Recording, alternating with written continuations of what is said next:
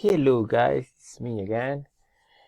In this tutorial video, we'll be talking a little bit about adjectives that end in ed or in ing. Okay, so there are different meanings. They have different functions. Okay, so they at the end, they are different. So let's just start with adjectives that end with ed. In this case, we use adjectives that end in ed to describe people's feelings. So as we do this, we need to know that this is an emotion. Okay, so for example, I would say Anne was very frightened. Okay, she was scared, basically.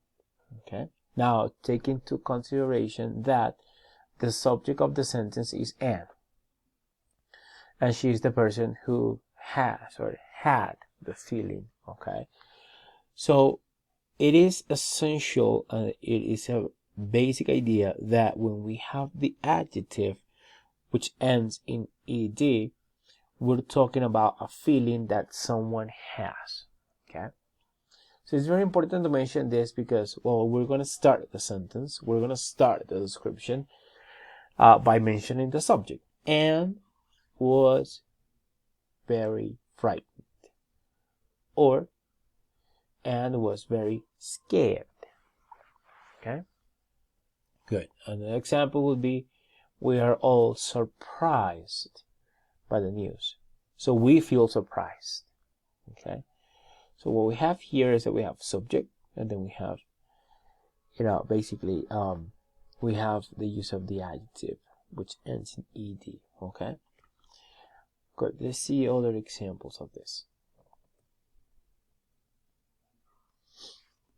Right, so we have I have this picture right here. I could say I wasn't nervous before the exam. I was relaxed. Okay, so he was, in a calm situation. Okay, so again, this is an emotion. That's a feeling. Okay, so again, Spanish parenthesis. Usaremos dos adjetivos terminados en ed para hablar de una emoción o de un sentimiento. Okay, so esta persona estaba relajada. Okay, good. Close the Spanish parenthesis. And we have some other examples. For example, this is a question. Were you disappointed by the film?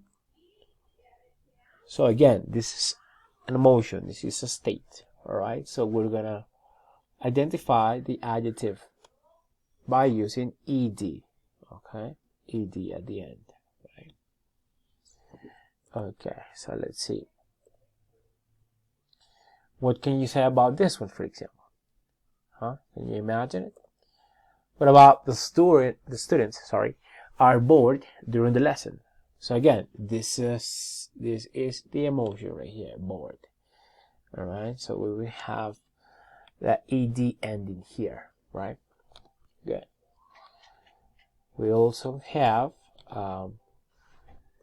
some other examples, such as, I'm interested in your idea. So this is a state, this is an emotion that I have. Okay, maybe your idea, it's a very good one. Okay, it's a very smart, clever idea, and as a consequence, I'm interested. Right, so again, interested with the ed ending would be the adjective. Right, good. Or he was excited by the game. Okay, he was excited by the game ending. Okay, sorry. There's a bit of a mistake here, so we have ending, right? Okay, which means that the game ended. Okay, he was excited by the game ending, right? Excuse me, that little detail. Right.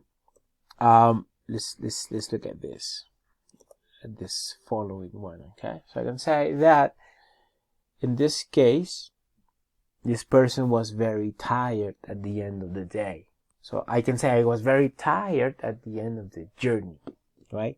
So what happens here is that being tired is a state, it's an emotion, it's a feeling. You know, I'm feeling like I need to go to sleep. I feel like I need to rest. I feel like I need to take a break, for example, right? Good. So, as you can see, como pueden ver, todos esos adjetivos que hablan de emoción, de sentimiento, son terminados en ed o terminan en ed. Ahora, miremos el adjetivo que termina en ing. Okay, so we use an adjective that ends with ing to talk about a thing or person that makes us have a feeling. So the ghost was very frightening. Okay, we don't have frightened anymore. So we have frightening. So in this case, what we have is the subject of the sentence, which is the ghost, causes the feeling. So Spanish paréntesis. Una cosa es el sentimiento y lo otro es lo que causa este sentimiento en uno. Okay. So, en este caso, el fantasma es el causante del sentimiento. Okay. The ghost was very frightening. Por eso usamos el adjetivo que termina en ing. Algunos ejemplos. The news is surprising. I can say the news is surprising, or I can say I was surprised by the news. Sí, okay. So, las noticias, la noticia en este caso es sorprendente. O yo puedo decir que yo me sentí sorprendido. Ese sería el terminado en ed. Okay. Ok, miremos otro ejemplo acá. The journey was tiring. Okay, so it was a very long day.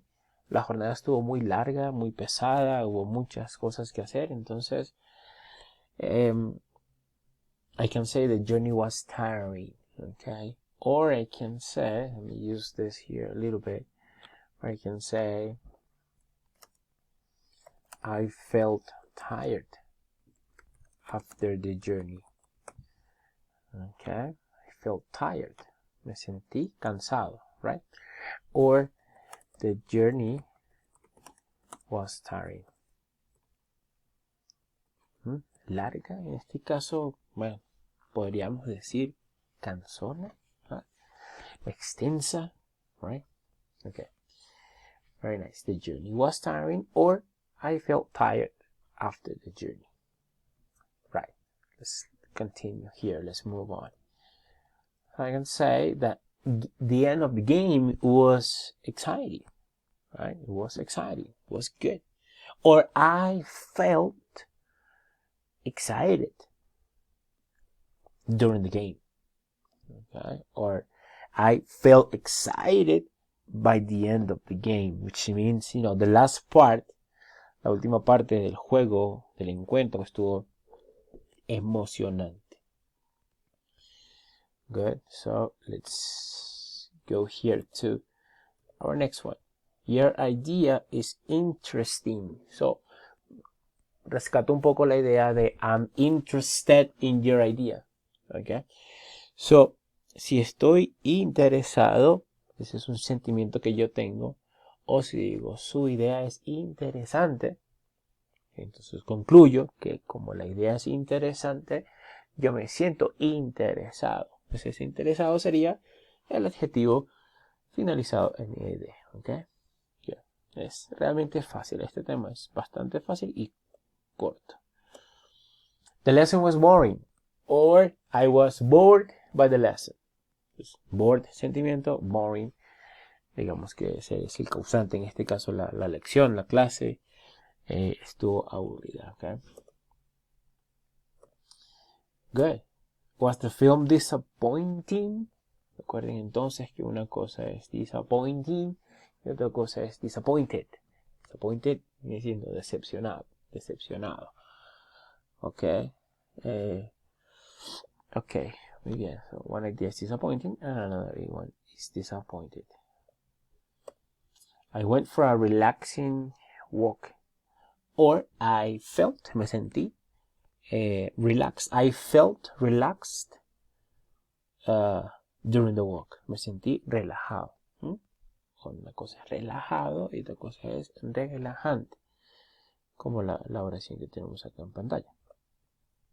So, aquí tenemos algunos adjetivos que podemos usar. Amused, amusing, exhausted, exhausting. Y tenemos, digamos, el paralelo, ok. Obviamente, como ya les acabo de decir, con distintos significados. So, horrified, horrifying, shocked, shocking. Ok, so esto lo tenemos aquí en la parte de abajo. Shocked, shocking, right? Ok, más obviamente para ustedes. So, relaxed, relaxing. Ahí están todas, ok. So aquí tenemos la que estábamos viendo ahorita. Disappointed y disappointing. Okay, obviamente hay que saber ambas cosas. Moved or moving, en el caso del tercero acá bajando. Y en el caso de scared or scaring, pasa lo mismo, ok. So tenemos ese paralelo.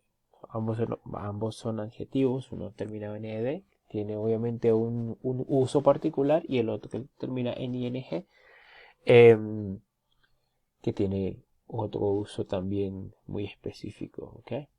Bueno, okay guys, this will be everything for this tutorial video. Actually, adjectives ending in ed and ing is a very simple and very short